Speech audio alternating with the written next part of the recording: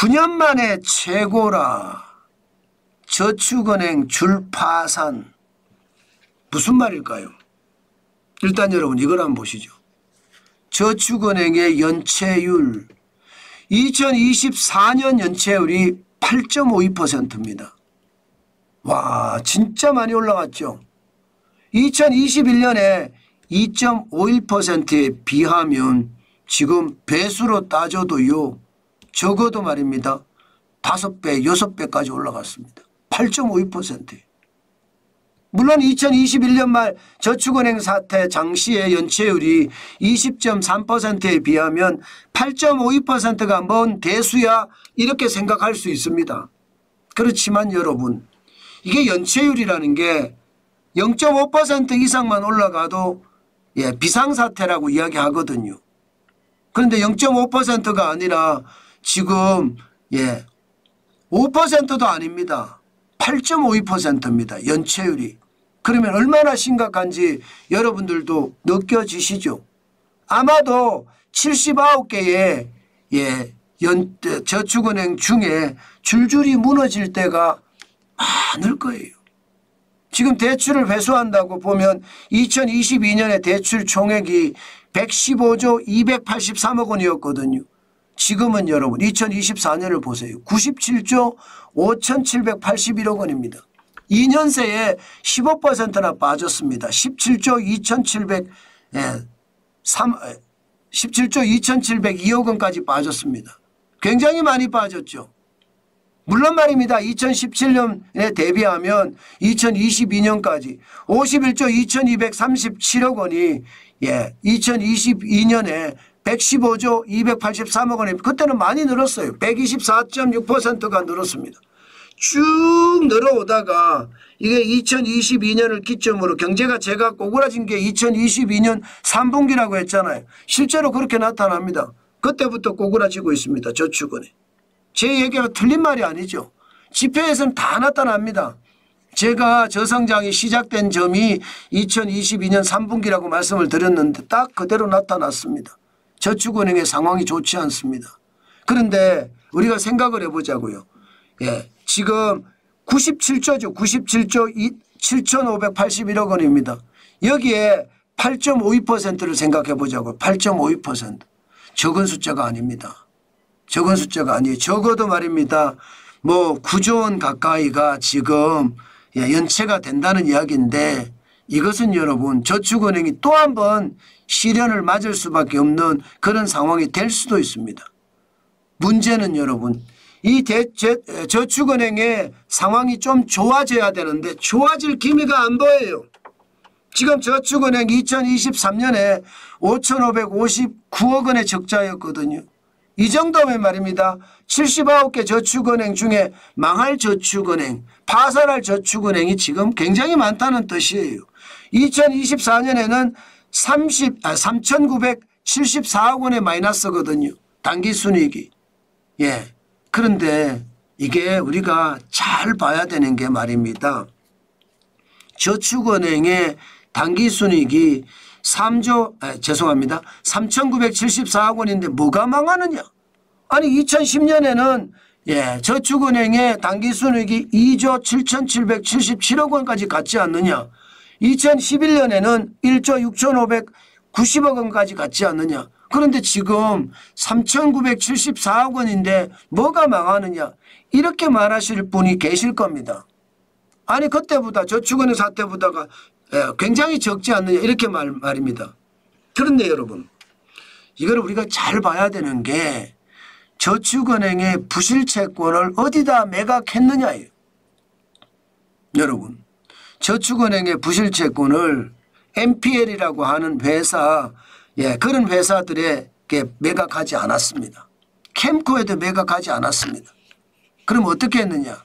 자기들끼리 회사를 만들었어요. 저축은행이 모여서.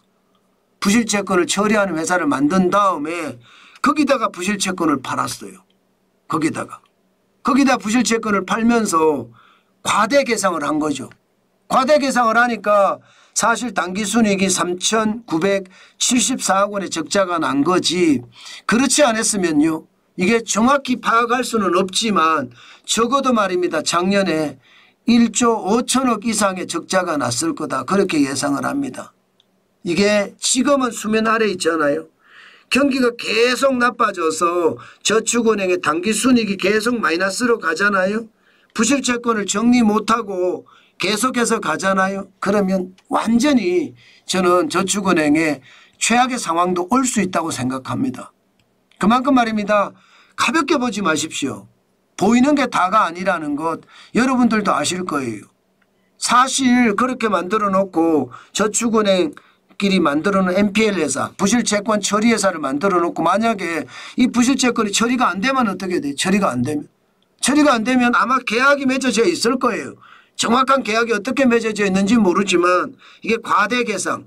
예를 들어 부실채권을 팔 때 1,000억밖에 못 받는데 뭐 한 5천억밖에 만들었다든가 이러면 이제 당기순이익이 덜 줄어들겠죠. 그만큼 말입니다.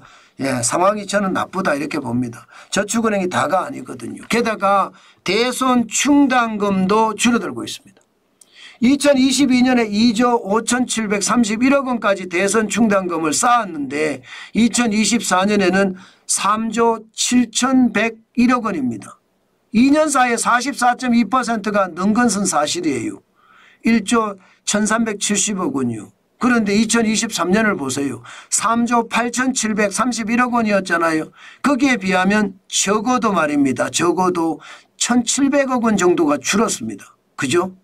1,700억 원 정도가 줄었죠. 이렇게 많이 줄었다는 것은 여러분 저축은행의 상황이 좋지 않다는 거예요. 대선 충당금을 많이 쌓지 못할 만큼 어렵다는 겁니다. 저는 이거 반드시 중요하게 봐야 됩니다. 저는 여러분들에게 저축은행을 거래할 때 세 가지 기준을 확실하게 보라고 제가 계속 말씀을 드립니다. 기본적으로 부실채권 비율 이거 말입니다. 3% 이하여야 됩니다. 3%. 굉장히 중요합니다. 부실채권 비율이 3% 이하. 이거 반드시 봐야 되고요. 유동성 비중은 130% 이상. 100%도 저는 불안하다고 봐요. 130% 이상. 그리고 자기자본 비율은요. 뭐 8% 12% 이야기하는데 아니 13% 이상. 이 세 가지는 반드시 확인하고 시장을 보셔야 됩니다. 저는 그렇게 보지 않고 무작정 말입니다. 저축은행이 이자를 많이 준다. 뭐 예금 이자를 많이 준다고 해서 들어가면 진짜 충격적이게 될 거예요. 전체적으로는 작년에 지금 BIS라고 해야 되나 국제결제은행 기준 자기자본 비율은 15%입니다. 좀 낮다고 이야기해요. 그러나 여러분 이게 저축은행보다 마다 다 다르거든요. 반드시 검증하고 저축은행을 거래를 했으면 좋겠어요. 무작정 거래한다는 거 진짜 충격적이 될 수도 있거든요. 이거 한번 보세요. 지금 사람들이 실제로 돈을 많이 뺍니다. 지금 2022년을 보십시오. 저축은행의 수신잔액은요. 이게 예금이죠. 예금을 했다는 이야기죠. 120조 2천억 원입니다. 그런데 2024년을 보십시오. 102조 2천억 원이잖아요. 2년 사이에 15%가 빠졌습니다. 저축은행이 불안하니까 많은 사람들이 뺐다는 거예요. 금액도 18조나 됩니다.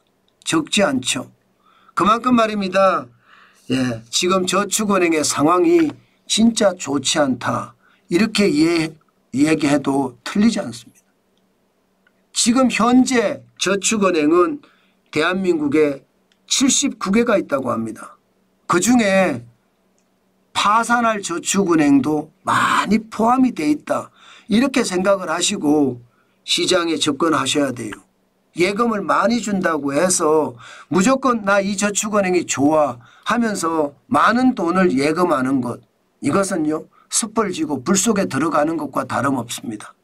반드시 저축은행을 거래할 때는요 부채 비율이 3% 미만으로 되는데 유동성 비율이 130% 이상 되는 곳, 자기자본 비율은 무조건 13% 이상 되는 곳, 이런 곳만 봐야 됩니다. 그래야 내 자산을 내 스스로 지킬 수 있습니다. 그렇지 않으면 내 자산이 순식간에 사라질 수 있다는 것 한 번쯤 아시고 시장에 대응해야 되겠다. 그 말씀 강조해서 드립니다. 그만큼 저축은행의 상황이 참 좋지 않다는 이야기입니다.